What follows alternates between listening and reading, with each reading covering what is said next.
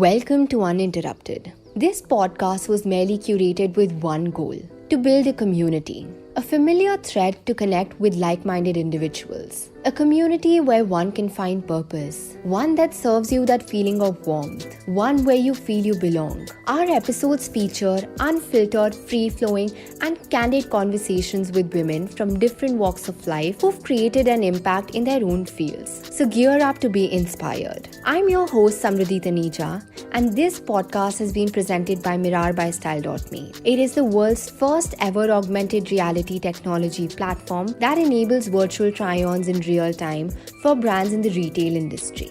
Welcome to the first ever episode of Uninterrupted, and I am so excited to introduce you all to our guest for this launch episode.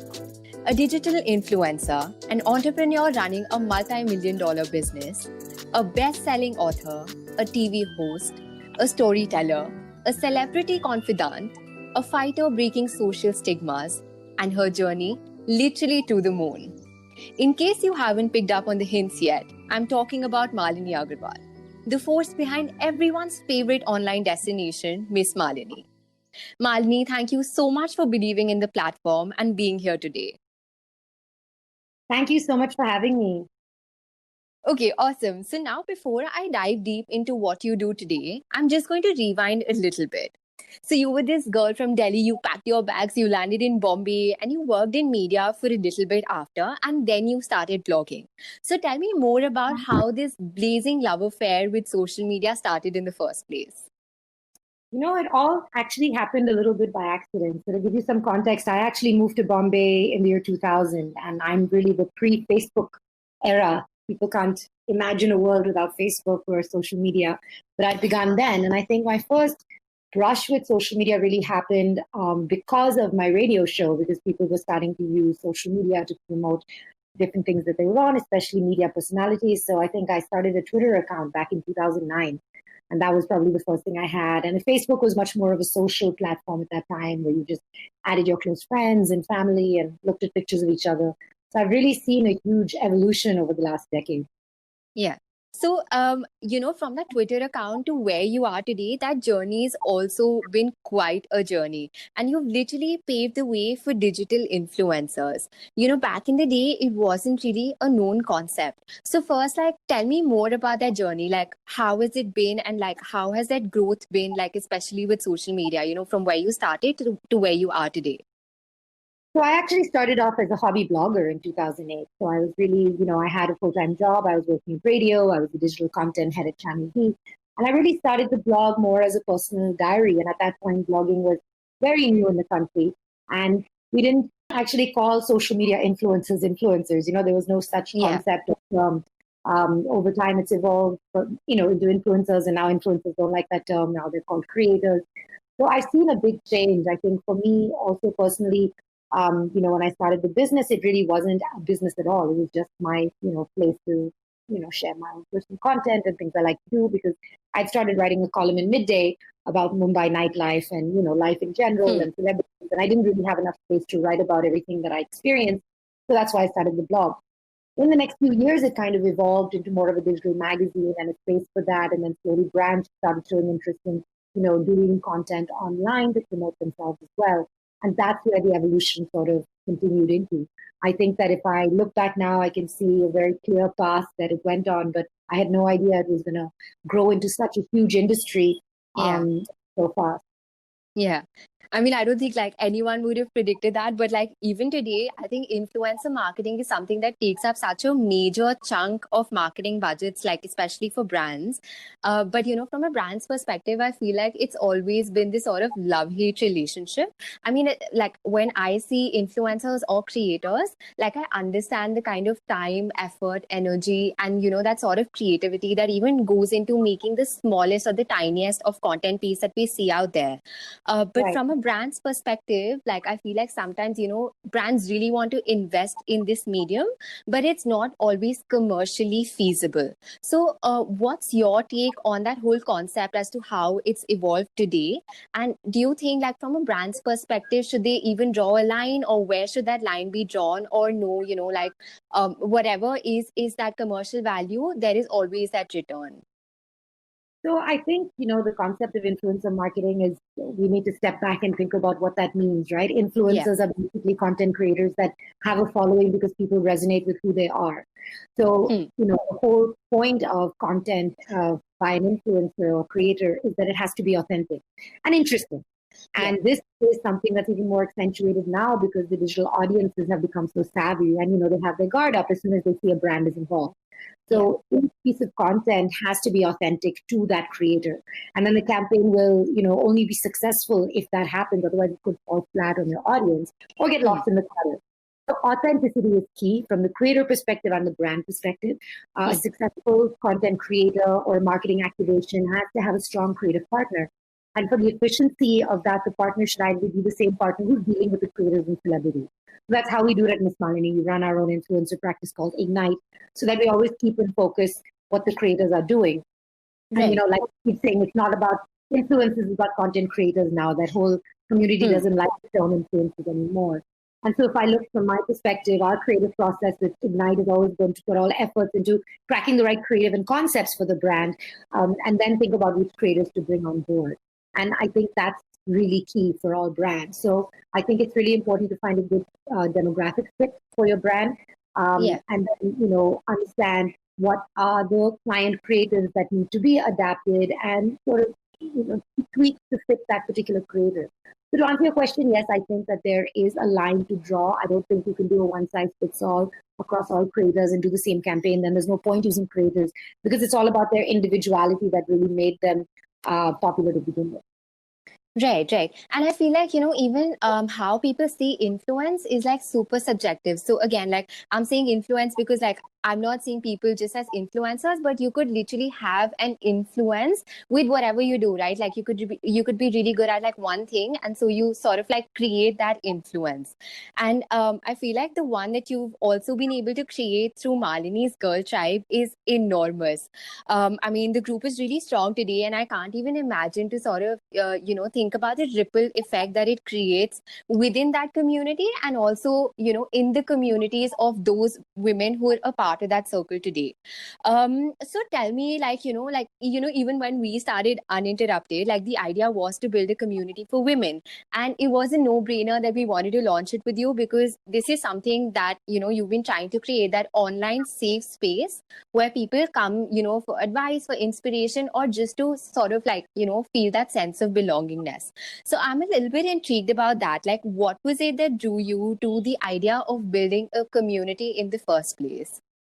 So I like to try new things. So when Facebook came out with groups, I thought I'll start a group and I was thinking about what it should be about. And I thought Yeah. it could be Bollywood or fashion or lifestyle or beauty. But then I thought about what is the group going to be the most valuable for? And I think it's about creating a community and a safe space for people to have conversations. And I think it's something that I've seen now in hindsight that it's really a safe space to be yourself and about the Hmm. kindness of strangers, which is usually not something that people associate with social media. And I love social media, but I see that it's become quite a toxic place in some places, and it's become quite fatiguing to see everybody's curation of their perfect lives. So the whole purpose of social media got lost somewhere along the way, which Yeah. was to make authentic connections with other people on a scale that's not otherwise humanly possible. So I Hmm. wanted to bring that back, and I think all of us know, and I'm sure you agree, that your DMs are usually filled with most horrible messages from Yeah. time to time, or just stupid ones. And Yeah.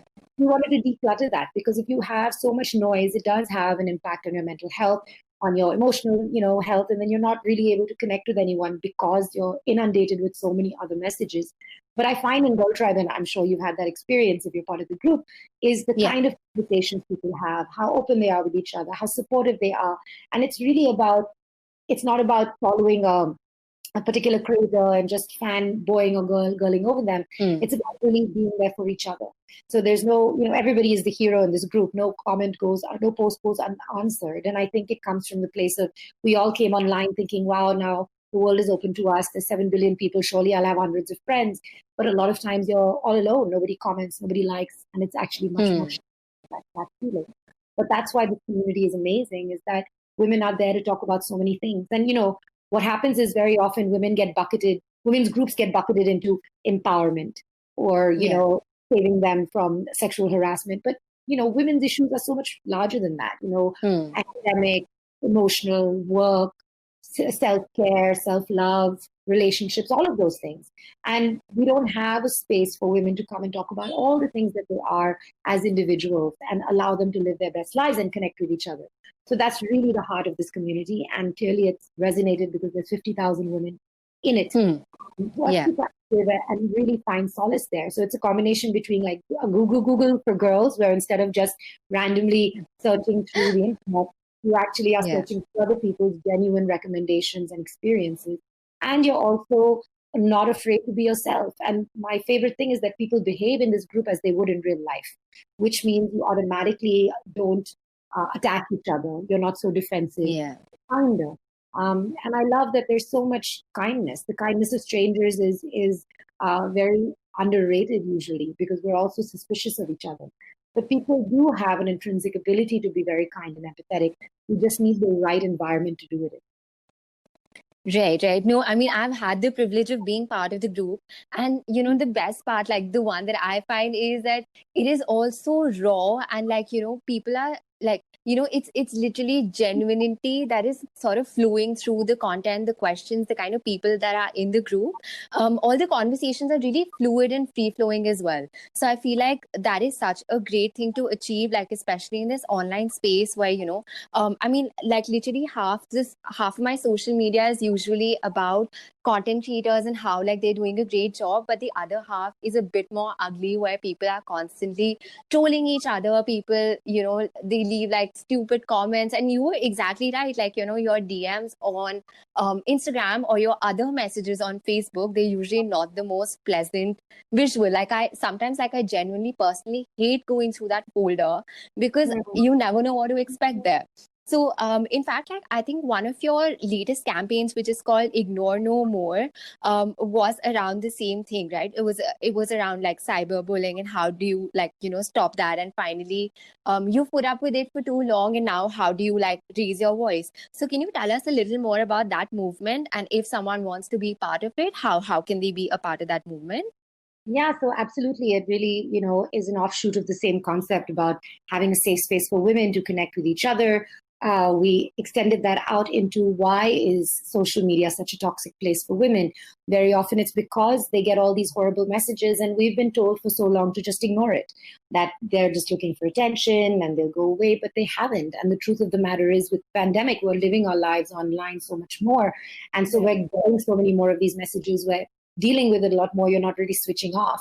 And, so I wanted to dig deep and say, okay, how do we fix this problem before it gets out of hand? We're looking at a physical pandemic, but we're not looking at the social media pandemic of negativity that's also surrounding us and affecting every person in the world. So I did some research into it, and I have to give credit to Tina Singh, this actress who kind of kicked off by getting in touch with an ethical hacker who helped her identify some of the people who were trolling and sexually harassing her online. And he was actually able to find them and give them a warning. And very often they're 15 or 16-year-old boys who just say they don't know better. So where does that come from? What is the disconnect between our education in real life, where we're told how to behave, eat, sleep, be respectful? Where did all of that go when we came online? So I think it's up to us as this generation that's online, and the next is going to be living online even more than we are, to educate them and give them the skills of online gender sensitization. And so there's three pieces to this. One is empowering people to actually report it, giving them the information, and empowering them to know that you can do something about it. If you file a complaint, the person will be called up by the police. You can file an FIR, and there is accountability. They can go to jail from 3 months to 7 years, depending on the crime. And I think the perpetrators also need to know that there is a consequence for the behavior that they're doing. And very often I'll have people calling and crying saying, I'm sorry, I didn't know. The parents will call saying, I didn't know what my son is doing. But I think that's a great deterrent. Once you get that warning, that's going to change your behavior for the rest of your life. This guy is never going to do this again because he doesn't want to ruin his life. And, we are a country where we know there's so many high instances of rape. Where does all of this begin? It begins from a mindset of I can get away with anything and I can do anything I want. And there's no accountability. So it has to start young.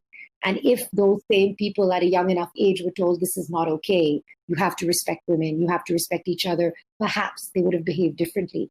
And I think the last piece is that I also want there to be gender sensitization. So the Ignore No More campaign aims to also create an educational program which is about online gender sensitization at a primary school level. So you can join the movement. It's Ignore No More Online. There's Instagram. You can also, join us on Twitter. You can raise your voice. The most important thing, that's why it says Ignore No More Online. If you are faced with it, say something, report it, tag us. We will help you find the resources. There are cyber cops. The police have to file an FIR if you complain. There's the National Commission for Women. Everyone is there. We just have to use the tools. Right. No, this is I feel like this is such a great initiative, and also like much needed in this age and time. And like I'm definitely going to tell a lot more people about this. And I hope this podcast also kind of like helps spread this message even further. But no, thank you so much for even starting this initiative. Thank you so much. I appreciate the support. Okay, awesome. So, Malini, I'm just going to come to the business side of things now. So, Sure. the business of entertainment and content, like especially on digital platforms, it isn't always a linear equation. I mean, the design of it, the logistics involved, the branching out, the adventures, and the consequences of those adventures can sometimes be really daunting, especially in the online space when you're starting a business online.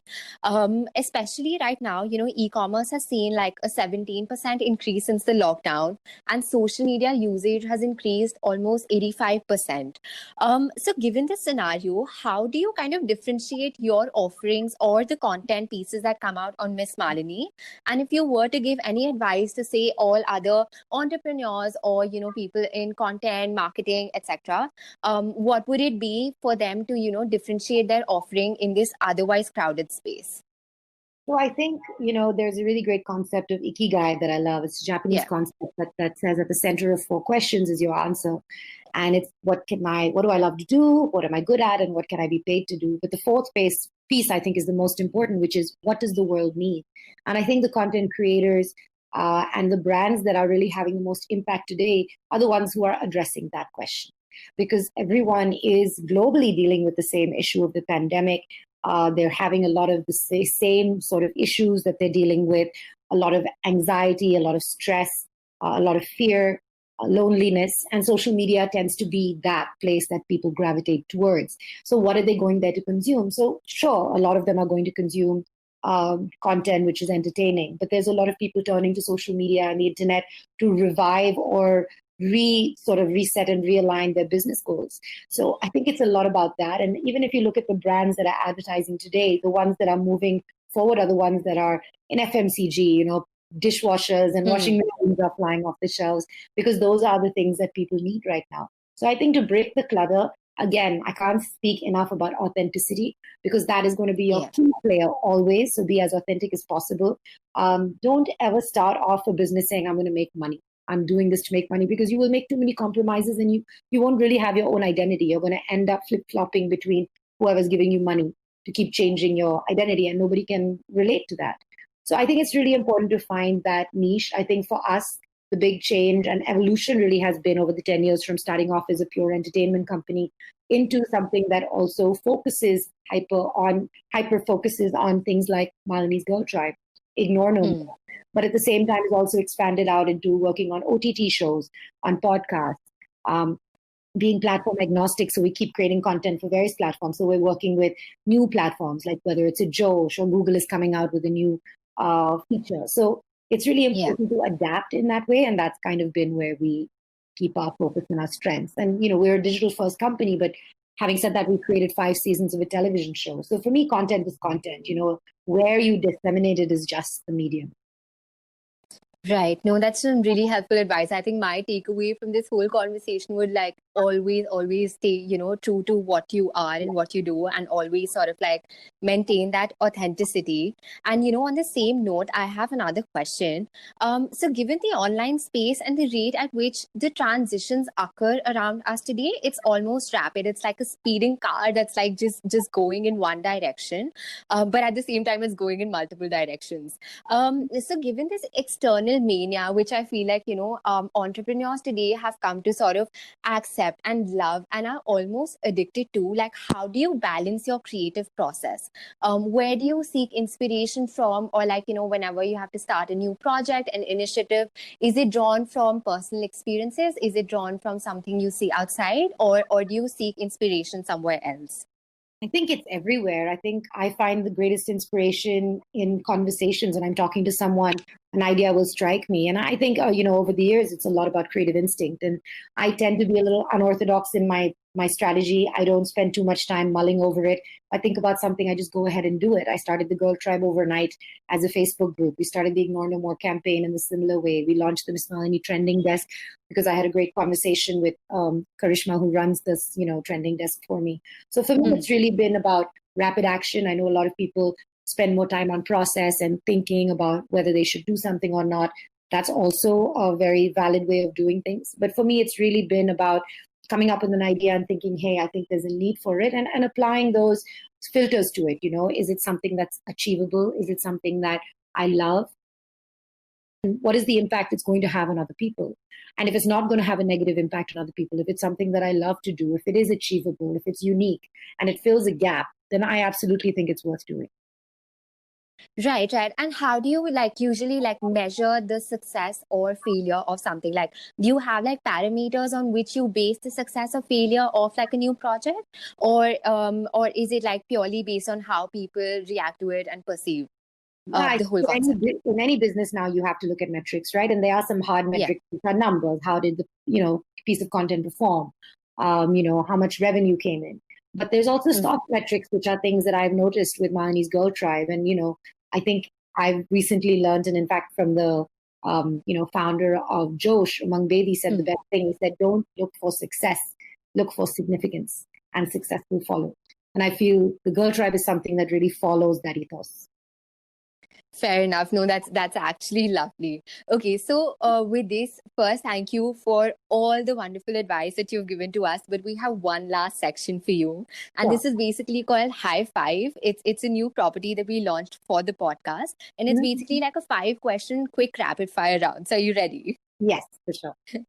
Okay, awesome. So, what is your number one tip to maintain your work-life balance? So I don't call it work-life balance. I call it work-life integration, because my work and my, personal life blend in too many ways. Yeah, awesome. Okay. So if you could rip off one social stigma today, which one would that be? I think it would be this immediate suspicion that women face whenever they report sexual harassment on or offline. People always wonder, did they ask for it? How were they dressed? Where were they? What were they doing? I think we need to get rid of that. I second you on that. Okay. If you were to describe your ideal productive day in 3 words, what would that include? Efficient multitasking, being inspired, and feeling satisfied. Okay. Your top 3 makeup or beauty brands, homegrown or otherwise, that you swear by. There's a brand called Organic Riot. It's basically a homegrown, organic, and cruelty-free brand that I feel really cares about the ingredients in the products. There's Sukin, which is a natural and vegan brand from Australia, and is great for all skin types. And Maybelline, because it's affordable, trendy, long-lasting, and I use a lot of kajal. Okay, awesome. If you could wear one designer for the rest of your life, who would that be? Gaurav Gupta, because his clothes are so contemporary and they have a lot of movement. And Mayur Girotra for Indian, because I think he just really gets my vibe, and I really love his clothes. Yeah, no, they're fabulous designers, and what fabulous collections. No, I completely agree. Okay, awesome. Malini, thank you so much for everything and for being here today. And we cannot wait to work with you very, very soon again. My pleasure. Thanks so much, and very good luck on your project. Thank you. Thank you. Have a great day ahead. Thank you. Bye. Bye. For everyone who tuned in today, thank you so much for taking the time out and listening to our conversation. If this conversation struck a chord with you, don't forget to subscribe to our podcast and share this with your friends and family. If you have a take on the topic we discussed, or if you'd like to share some feedback, please feel free to write to me. I'm going to catch you next week with yet another uninterrupted conversation. Have a great evening ahead.